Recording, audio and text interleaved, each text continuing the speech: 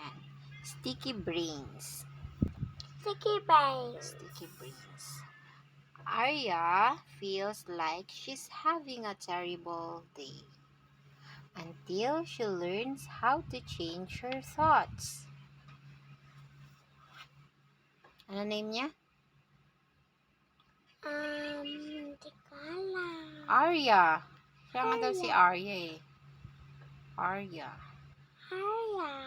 Yan. Sticky Brains by Nicole Liben, PhD. Illustrated by Cam Marsalier. Yan.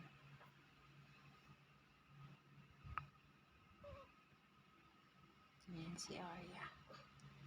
Arya was feeling bad. Really bad. Si Arya.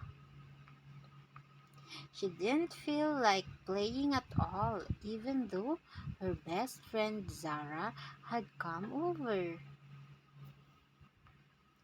"What's wrong, Arya?" asked Zara. This was Zara. Ito si Zara. This was the worst week ever. Everything was awful. Wala akong ilaw yan ba? May camera kasama eh. Wow, Zara said. What happened? Arya started to explain, getting madder and madder as she talked. She felt like her head was going to burst. On Monday, I broke my new laces. On Tuesday, I fell off my bike. On Wednesday, I made a mess of my favorite shirt. On Thursday, I brought my new race car in for show and tell, but Max had the same car and he showed everyone before I got to. And on Friday, my mom worked late, so I had to stay at school for an extra hour. My whole week was bad. You broke your laces on Monday, but you also got new shoes with lightning bolts on them. Zara looked puzzled. Wait, I was with you for most of that. You fell off your bike on Tuesday because you were trying to ride with no hands and you did it. You dropped ice cream on your shirt on Wednesday, but your dad said you could clean it.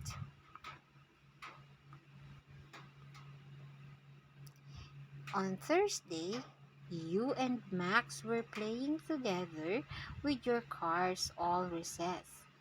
Even the big kids watch. And I thought your mom worked late Friday so she could take you camping over the weekend. See, the week wasn't all bad. Yeah, I guess I have to go in now. See you later. Arya was feeling confused. She went into the house and found her mom. Mom, I think there's something wrong with me. I only remember the bad stuff that happens. It makes me feel like I'm bad too. Her mom gave her a hug. Oh, sweetheart, that sounds very frustrating. And can I tell you a secret? Sure. I sometimes feel that way too. Really? Yes. So does your dad. Almost everyone feels like that some of the time. Her mom started to explain a long time ago. People really needed to watch out for scary things. If they didn't notice a mean tiger, they could be in danger.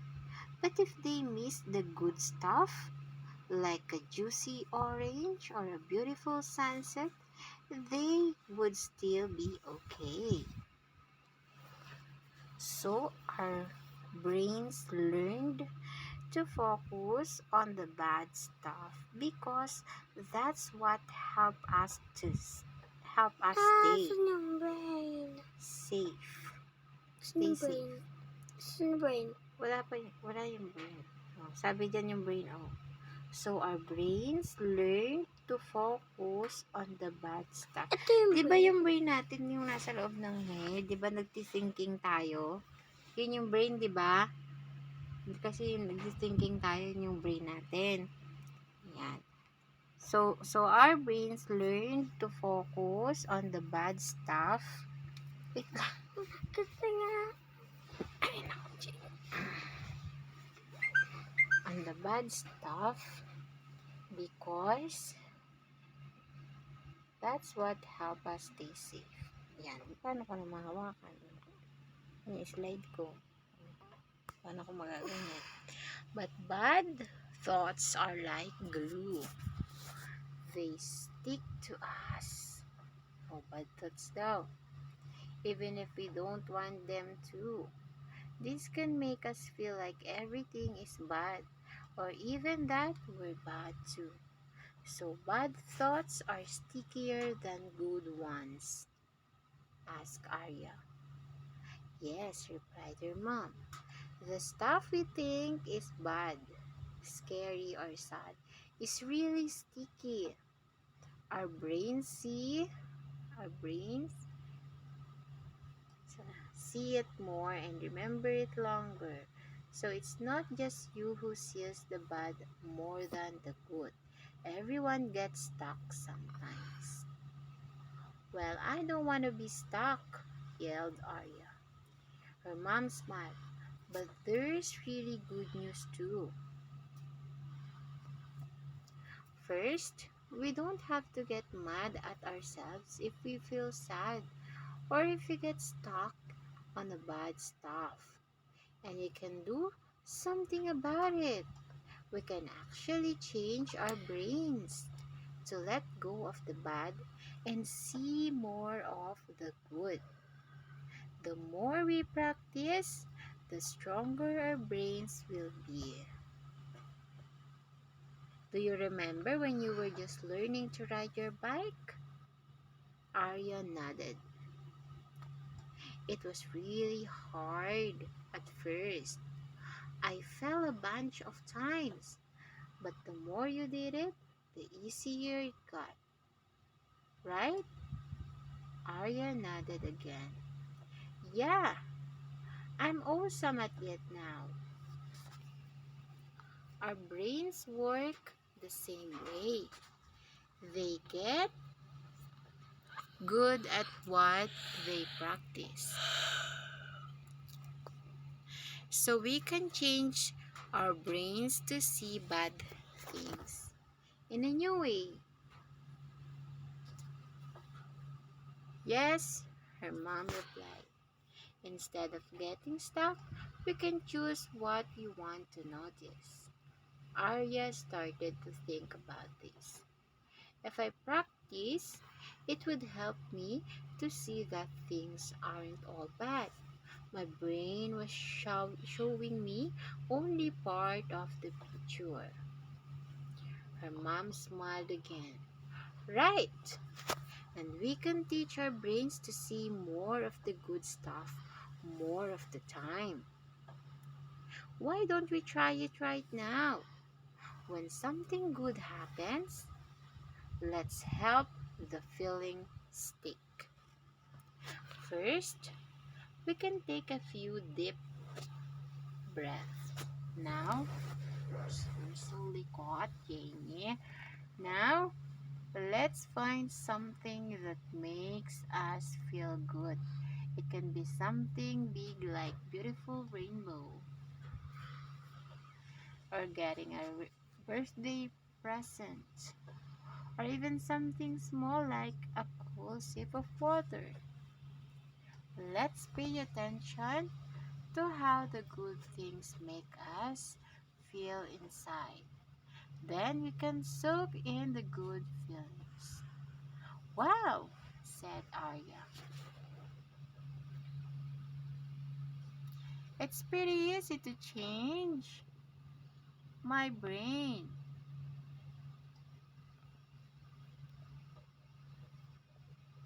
So remember, even when everything feels awful, you can train your brain to stick less to the bad and notice more of the good.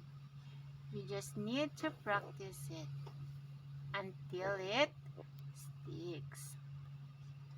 The next week, Arya and Zara were walking to school. All of a sudden, Arya tripped and fell. Uh-oh, said Zara. Is this another horrible week? Arya felt her face getting hot. She started to get mad again, but then she remembered her brain changing powers.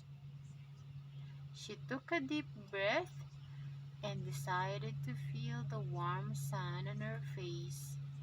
It worked. She felt better. Well, I got in trouble for not cleaning my room. I lost my pony sunglasses and my unicorn shirt ripped, she said. But I also got to play outside, climb trees, and have my dad bake bread. Then she smiled and thought to herself, I wonder how I will change my brain next week.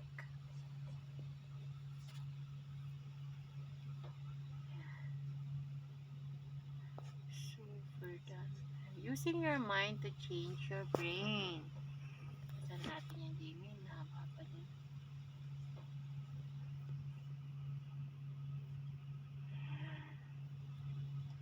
So that's the end of the story.